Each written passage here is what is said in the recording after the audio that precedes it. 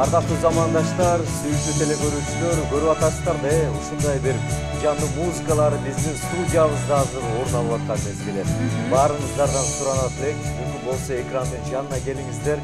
Биздин азыр таңкы ырыстуу меймандарыбыз, жылдыздуу, таланттуу меймандарыбыз азыр келип орун тапты. Дал ушул меймандар менен азыр баарыңыздарды тааныштырабыз. Андан соң дал ушул жанды музыкалар, жанды чыгармалар, керемет добуштар бир гана сиздер үчүн тартууланмакчы. Албетте, бүгүнкү маектерибиздин коноктору Бакиров Мамат Муса Кадырович агайыбыз, келечек чыгармачыл балдар борборунун эстрадалык вокал ийриминин жетекчиси, ошондой эле композитор, көптөгөн ырлардын автору. Кош келиңиз агай. Жана ошондой эле агайдын окуучулары Айгерим, Даткайым, Сарима жана Раяна. Кош келгиле. Ассаламу алейкум агай, карындаштарым, кош келипсиздер. Алгач агай эл менен амандашып, саламдашып алыңыз. Саламатсыздарбы, урматтуу телекөрүүчүлөр.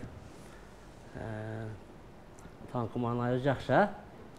Элге дагы баардык каалайбыз. Көрүп турганыбызга кубанычтабыз, студиябызда, жарык үйүбүздө дегендейчи.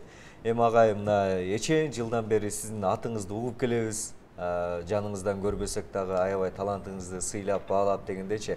Чыгармачылыкта кандай бурулуштар, кандай жаңылыктар болуп атат? Биринчи ошондон кеп салалы, кийин астакиндик менен улантабыз. Эми чыгармачылыкта мен ушу негизи окуткан окуучуларым дүйнө жүзүнө таанылып, интернетке таанылып, анан элге кызмат кылып атышат азыр эми жаш болсо деле. Кудайга шүгүр. Мындай окуучуларымдан азыр бир 50 чакты окуучум бар. Көрүп алып келейин десем, телевидениеге батпайт деген. Аз эле болуп келдик бүгүн буяка. Анан мактанып койсом, эң жакшы баягы күчтүү окуучуларымдан Нурчолпонду билесиңер. Азыр Японияда жүрөт да. Ушуларга окшоп алдындагы 6-чы класстан окуттум эле. Баракелде. Анан быйылкы жылды мына Раяна Кыргызстандын мыктысы болду. Эң сонун. Даткайым болсо Ысык көлдө биринчи месте алды.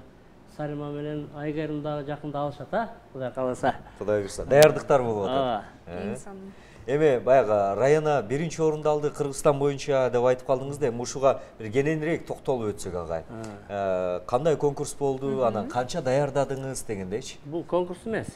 Раяна экөөбүз баягы сабакта отуруп, ушу ырларды жазып интернетке чыгардык элек.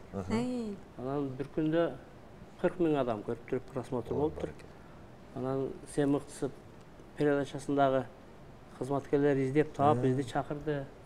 Бул жактан шаардык билим берди башкармалыктан бизге самолетко билет алып берди. Колдош. Анан баары ырдап келдик экөөбүз.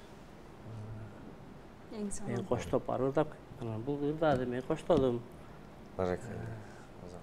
Анда кандай деле кесиптеш жагымдуу музыка угалаганда агай, кимден баштайлы дегендей. Ыры менен баштасак, биринчи кичинекейлерден баштайлы. Биринчи кичинелерден баштайлы.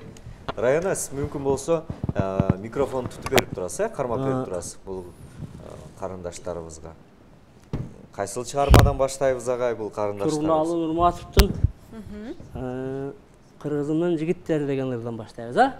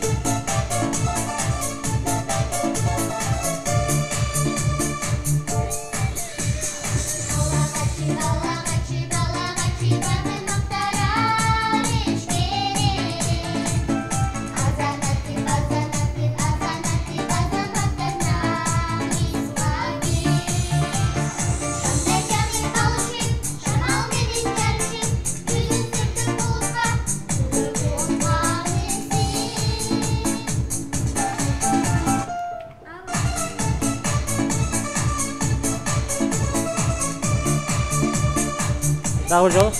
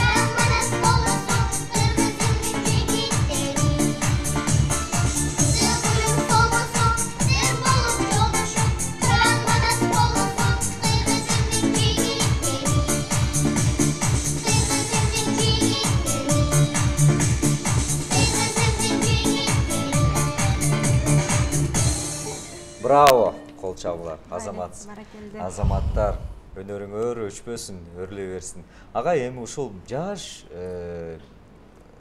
неберелериңиз теңдүү кыздар менен, мындай наристелер менен иштешүү, балапандар менен иштешүү сизге мындай оор эмеспи? Жок, мага кайра жеңил. Себеби булар алдабайт, мен айткан тапшырманы убагында аткарышат.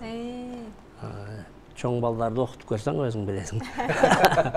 Түшүнчөтесиң десеңиз. Ар бир сабакты убагында аткарып келишет булар. Ошон үчүн жакшы ырчы чыгат булардан. Эң сонун. Ушул эле көлгө барып, ысык көлгө барып, ушул биринчиликти алып келди дедиңиз, агай. Ушул боюнча токтолуп өтсөңүз, кандай кароо сынактан, Бул Жаткайым, менин микрофон бар да. Жаткайым окушум өзү бий кружогуна катышат да бизде келечекте. Аябай жакшы бийлейт. Анан апасы айтып калды, кызыңыз ырга деле катышсын деп. Анан мен ыр даярдап бердим эле. Барып мини сопко менен ырдап, Скөлдө жаккан экен. Ташкентке жолдомо бериптир. Утуп алыптыр да. Анан аяка бирөөнү апара турган киши жок. Алматыга барып ойноп келди анан. Ошо путевканы утуп алыпчы. Ошондой. Мындан башка кол астыңызда окуучуларыңыз, шакирттериңиз канча азыр талим тарбия берип аткан ошол вокал? Быйылкы жылы 52 окуучум бар. Быйыл 52. Барга жетишем мен. Барсын. Алар күн сайын сиздин жаныңызда болот? Күндө, эртең саат 8-ден кечки саат 8-гече иштейм мен. Ай, анан суроо жаралат да чарчап калбайсызбы дегендейчи. Жок, мен кайра эс алам. Эс аласыз. Мен азыр 60ка чыктым. Кудай өмүр берсе дагы ушундай окуучулардан көп тарбияласам деген ниетим бар. Мисалы сиз баягы эл журтун уул кызын баягы тарбиялап, өзүңүздүн небереңиздей, кызыңыздай көрүп, талим тарбия берип атасыз да, анан өзүңүздүн неберелериңиз дагы бар чыгар. Алар дагы кол астыңыздабы кандай музыкалык? Неберелерим азыр чоң уулум 4 баласы бар, чоңу менде. Ага деле гитара үйрөтүп атам.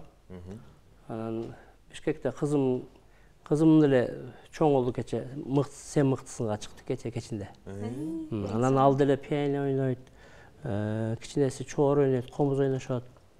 Негизи бул инструментти баарыбыз ойносок жакшы да. Мисалы сен деле, Ооба. Адам аттуу баарыбыз ойносо жакшы нерсе булчу. Бул менен сүйлөшкөн башка нерсе да. Эң сонун агай. Демек сиздин жолуңузду улаатыптыр да, балдарыңыздан деле эң сонун. Эми Раянага суроо бергим келип атат да. Раяна, бул ырчы болоюн деген кыялдар бар экен да, себеби мен баягы сен ырдап атканыңа, агайдын жанында жүрүп, үйрөнүп атканыңда биз байкадык да сырттанчы. Анан ушул ырчылыкка болгон кызыгуу алгач качан жаралды? Үйдө кимдер ырдайт дегендейчи. Кантип жаралды? Микрофонду кармап алсаң, Раяна. Өзү ырга мен кичинекей кезимден эле кызыгуучумун. Апам мени гитарага же вокалдарга жаздырың, мен музыкага аябай кызыгып жатам деп айтсам, апам мени эртеси күнү эле уже жаздырып койгон да агайга. Апаңыз биринчилерден болуп колдоо көрсөт. Ооба. Баракелде. Эми Раянаны ырдатып көрөлү, агай кандай дейсиз? Раяна көз энеке байды ырдап берелик, а? 2 гитарада. Ооба. Гитараң какы сен? Же мунун ойнойт, мен мына Ямаха ойноп берейин, а?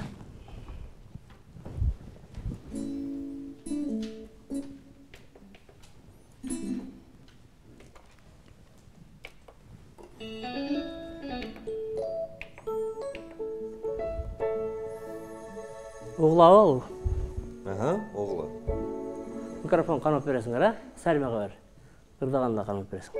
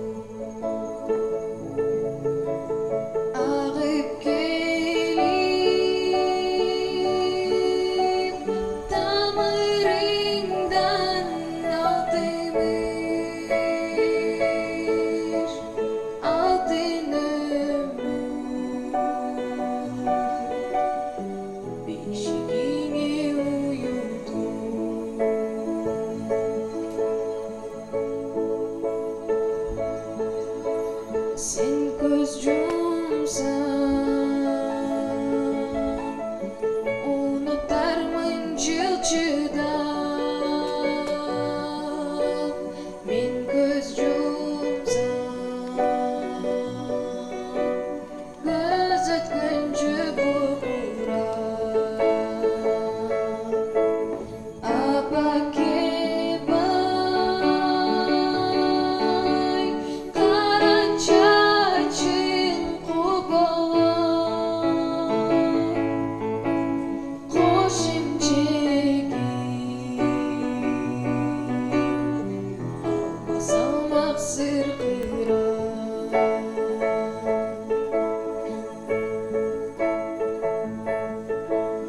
енеке бай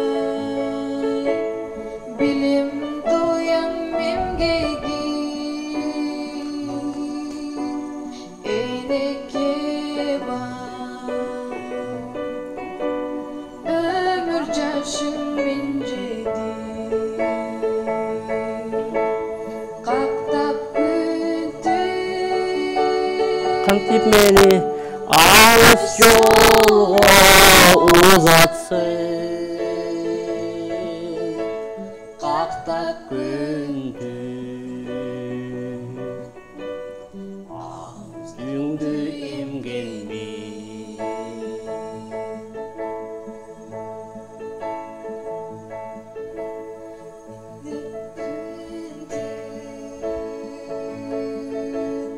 Ақ сүтіңді емген мен, кирпик қақпай, қанша жолу термедім, татып айтқым минуталық толғоңо менің күнді алып келіп бергенім татып айтқым минуталық толғоңо менің күнді алып келіп бергенім менің күнім келіп бергенім жақсы. Эми баягы көрүүчүлөр дагы аябай суктанып атат да, ушундай татынакай кыздар, шерин кыздар келгенден соң баягы кепти азыраак кылып, мүмкүн болушунча өнөрүн, талантын көрүп калалы, ырдатып калалы, угуп калсак экен дешип атат. А биздин дагы негизги максат ушул. Таланттуулар келгенден соң алардын баягы талантын элге чагылдыруу болуп эсептелинет да. Эгер сиз уруксат берсеңиз, ырдатсак, ырдасак дегендейчи. Эмесе мамочка милая мама моя деген ырдайбыз, а? Кеттик анда. Так, азыр.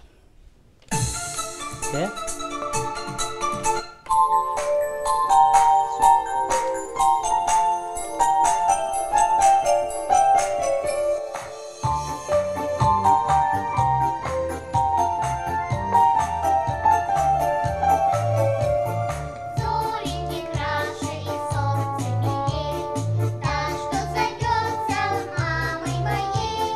Мамочка милая, мама моя, как хорошо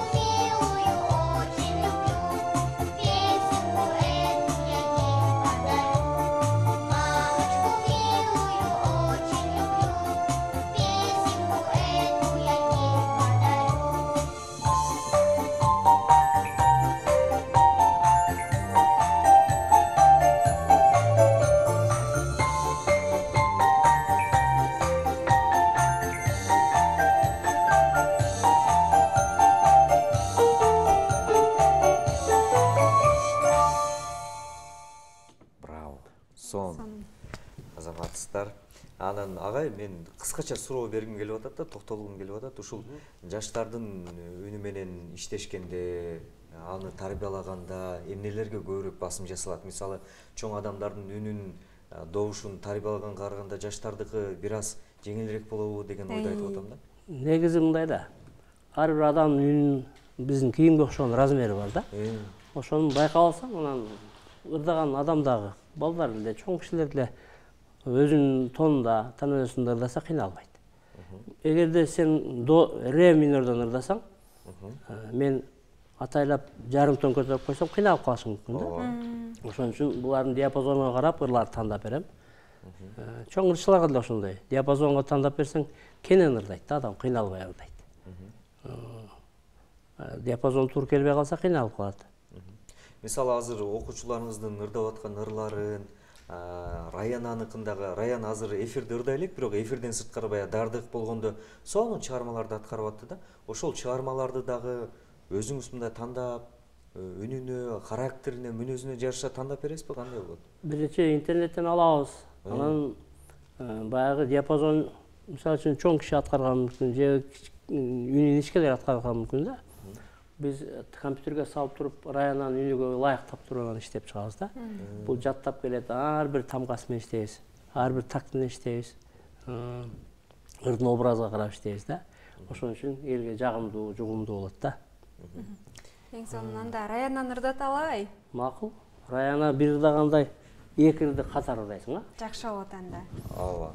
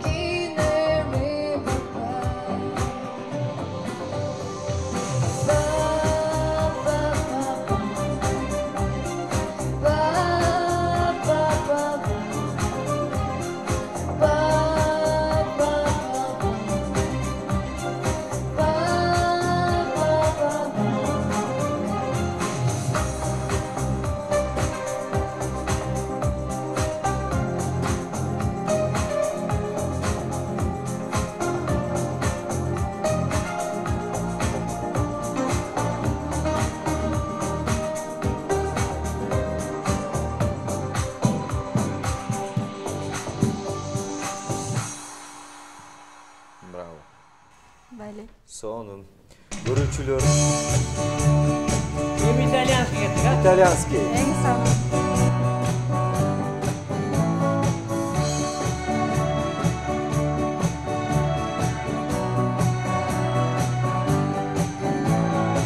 Che confusione, sarà perché ti amo, vuoi un'emozione che cresce piano piano, stringimi forte e stammi più vicino, se ci sto bene, sarà perché ti amo, io canto il ritmo del dolce tuo respiro, è primavera, sarà perché ti amo, che ad una stella, ma dimmi dove siamo, che te ne frega, sarà perché ti amo e vola vola si sa, sempre più netto si va e vola con te, il mondo è matto perché se l'amore non c'è, bastano solo canzoni per far confusione, muore dentro di te.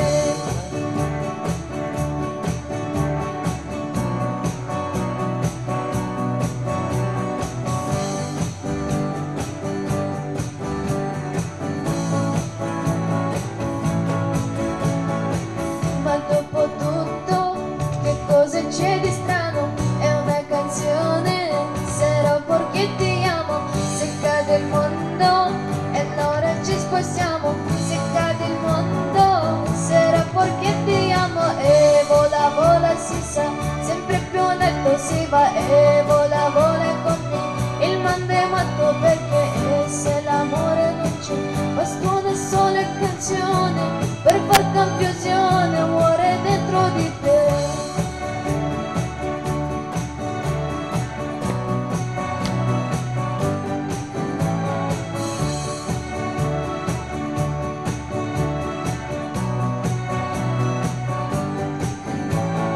E vola si sa, sempre più netto si va e vola con te. Il mondo è matto perché se l'amore non c'è, bastano solo canzoni per far confusione, muore dentro di te.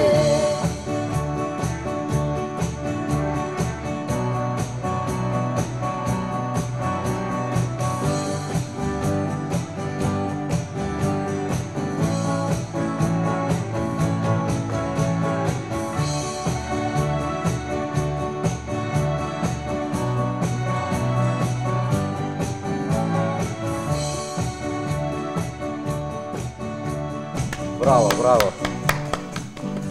Сон. Байлы. Эң сонун. Сон. Жогоркудан келди. Үнүңүздөр өчпөсүн, ооба. Биз эмес, жада калса экран артында отурган жалпы көрүүчүлөрдүн көңүлүн көтөрдүңөр. Мусагай, сизге дагы рахмат. Раяна, үнүңүз өчпөсүн сиздин дагы. Эме баягы ар бир нерсенин өзүнүн мындай мүнөзү болот, анан ырга болгон табит дагы болот экен да, агай. Ошол ырга болгон табит ошол ырдап жүрүү аркылуу өзү калыптанабы же табияттан берилеби? Бир жагын Алла Тааладан берилет да. Мындай болот да. Көп таланттар бар. Өтө жакшы ырдайт, бирок билими жок. Же өтө билими бар, таланты жок болуп калат да. Ошон үчүн таланты бар киши сөз окуш керек да. Ошондо мисалы үчүн мен окуган үчүн ушул деңгээлге жетип отурам да. Окуп алганда мүмкүн мынтип балдарга сабак бере албайт элем. Мүмкүн өзүм эле ырдап жүрө берсем керек эле. Мен билим алган үчүн азыр билимди берип атам да. Ошон үчүн көп таланттарга айткым келет. Билим дагы алыш керек, билим дагы. Кудай берген талантты аздектеш керек. Эми сиз баягы ушул улуу жолдогу устат катары жаштарга кандай кеңеш берет элеңиз? Азыр баягы ырчылыкка болгон басым жогорулап кетти го коомдочу. Менде музыкалык билим жок болсо дагы бирок интернет аркылуу таанылам, хайп жаратам деген биздин жаштар дагы жок эмес да арабызда. Аларга сиздин оюңуз кандай? Эми аракет кылгандар көп, бирок дагы эле айтам, Кудай берген талант болсо аракет кылыш керек. Анан эптеп эле фонограмма менен чыгып алып эле жылдыз боло берген дагы болбойт. Фонограмма ырдап жүргөндөр деле көп ырдай берсе мүмкүн жакшы ырдап калат акыры. Себеби мээге сиңип калат да, бул деле музыка деле баягы мисалы үчүн мен сага бир адрес берсем барып кел бул жерге деп. Билбеген кыйнап барасың да. Ыр деле жаттап музыка сиңирип алгандан кийин ырдап кетиши мүмкүн да. Ырчы эмес киши деле ырдап калышы мүмкүн. Барып аракет кылса. Ошон үчүн аракет кылыш керек, мээнет кылыш керек. Дагы да айтам, Кыргызстан баары ушинтип менин окуучуларыма окшоп жандуу ырдап калса деген тилегим менчи. Фонограмма жок эле ырдап калса жакшы болот эле. Элдерчи. Жакшы болот, туура. Ушинтип мына фонограмма деген баягы WhatsAppка жазып алып, кандайсың десе, жакшы деп койгондой нерсе да. А биз мынтип сүйлөшүп атпайбыз, контакт жок болуп атпайбы? Жандуу, Мындай бири-бирине байланыш жок. Адам жандуу менен ырдап атканда жүрөгүңө таасир берет, туурабы? Радиодон уксаң унчалык таасир бере албайт, туурабы? Ушундай нерсе да. Анан ошол агай, эгерде сиздин ошол тарбиялап аткан, өстүрүп аткан шакирттериңиздин, окуучуларыңыздын арасынан келип азыркы музыкалык термин менен сүйлөгөндө кавер деп коебуз го. Бир чыгарманы мен кавер ырдап, ушул менин жүрөгүмө, купулума толду, элге таанылгым келип атат десе, сиз кандай кеңеш бересиз жана дагы кандай ойдо болосуз? Себеби азыр даяры музыкаларды ырдап эле, кавер кылып эле таанылып аткан ырчылар аябагандай көп да. Ал үчүн эгер мага келип кеңеш сураса, биринчиден айтат элем, жүрөгүм менен ырдагам. Жүрөгүм менен ырдасаң, жүрөккө жетет. Эптеп эле үнүңдү жасатып эле чыга берсең, бир чыгасың, эки чыгасың, анан өзүң эле ырдагың келбей калат. Туурабы? Өчөсүң. Көпкө жетпейсиң дегендей. Анан көп мээнет кылып, Кудай Таала дагы жардам берет. Адам мээнет кылган кишиге, дыйканга деле Кудай жардам берет, эгер мээнет кылсачы. Туурабы? Бизге деле ушундай да. Эң туура. Эми акыркы музыкалык чыгарманы уксак агай, мен өзүм сөзү Абдыраш Турбаевдики, музыкасы меники, Ош шаарым деген ырымды үйрөттүм эле бул окуучуларым азыр. Так. Ош шаар. Жакшы болот.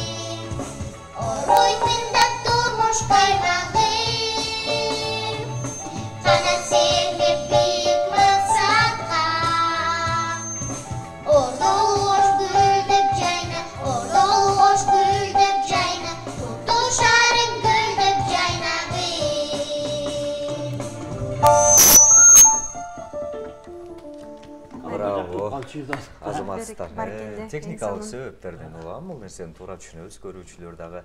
Эми агай эфирибиздин соңунда сизге баш ийип таазим кылып ыраазычылык айтабыз. Алтындай убактыңызды бөлүп ушундай келип бергениңиз үчүн, ушундай баягы билимиңизди жайылтып аткандыгыңыз үчүн элдин атынан, ата энелердин атынан биз дагы айтып койгонго укуктуубуз деп эсептейм. Эми соңунда сизге эркин микрофон, жалпы жакындарга, кыргызстандыктарга кайрылсаңыз болот. Макул. Анда жараткан Алла Таалага чексиз мактаулар болсун. Бул дүйнөнү жараткан Алла Таалага, ошондой эле ар бирибизди ушул дүйнөгө алып келген ата энебизге чексиз мактаулар болсун. Анан дүйнө жүзүндө тынчтык болсун. Ошонун ичинде Кыргызстанда тынчтык болсун. Мамлекетибиз өркүндө өссүн. Ошого ар бирибиз салым кошойлук. Сиздер, биз, мына балдарым да салым кошсун. Ынтымак болойлук. Дүйнөдө эң алдыңкы мамлекеттерден болойлук. Жаман оорулардан сактасын Кудайым. Ошол менин тилегим. Бар болуңуз агай. Рахмат агай. Сиздин дагы ушул музыкалык билим тармактагы берип аткан, кошуп аткан чоң салымыңыз акталсын. Шакирттер өсүп, ошол сиздин атыңызды чыгарып, сизди сыйлап, урматтап, сиздин эмгегиңизди дагы актасын деп биз дагы үмүт артабыз. Кудай буйрса, сиздерге болгон эшигибиз ачык, төрүбүз бош. Башка шакирттер менен дагы келип, көрүүчүлөрдүн көңүлүн көтөрөбүз деген үмүтүбүз бар. Аман-сан үйүңүздөргө жетип алыңыздар. Сиздердин дагы ишиңиздерге, окууларыңыздарга ийгилик. Беребиз, рахмат дейбизби? Бар болгула, агай сизге дагы ден соолук. Рахмат. Рахмат. Ардактуу көрөрман, эми биз сапарыбызды түз эфирде жыйынтыктайбыз. Бүгүн 2 саат бою маанайыңыздарды көтөрүп, жагымдуу жана дагы пайдалуу кеңештерди бере алган болсок, анда биз бүгүн өзүбүздүн максатыбызга жеттик деп ишенебиз. Албетте, күнүңүздөр ийгиликтүү болсун. Көрүшкөнчө, амандыкта туруңуздар. Көрүшкөнчө.